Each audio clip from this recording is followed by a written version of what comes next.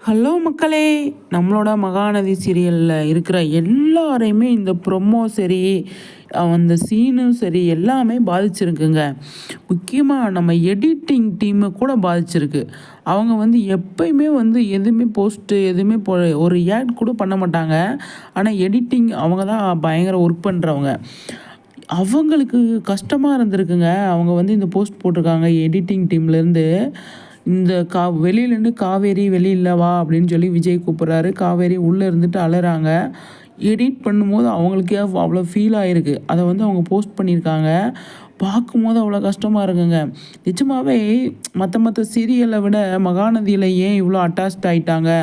ஃபேன்ஸா இருந்தாலும் சரி, சீரியல் எடுக்கிறவங்களா இருந்தாலும் சரி, யாரா இருந்தாலும் சரி, ஏன் இந்த மாரி ஆயிட்டாங்கன்னா, அது ரியலாவே இருக்குங்க அந்த சீரியலு. அது ரியலாவே இருக்கு. அதனால என்ன பண்ண முடியும்? காவேரி வெளிய வா, வெளிய வான்னு கூப்பிடுறாரு. காவேரி வரமாட்றாங்க. வீட்ல இருக்க ஃபேமிலி மெம்பர்ஸே வரக்கூடாதுன்றாங்க. ஏன் அப்படின்னா, காவேரி நம்ம வீட்டுக்கு தெரியாம இந்த மாதிரி பண்ணி தானே பிரச்சனை ஆயிடுச்சு அப்படின்னு சொல்லி அவங்களுக்குள்ள பயம் இருக்கிறதுனால, அவங்க வீட்டுக்குள்ளேயே இருக்கிறாங்க. வெளியில வரமாட்றாங்க. அது பயங்கரமான சீனுங்க. மன வலிய குடுத்துருச்சு.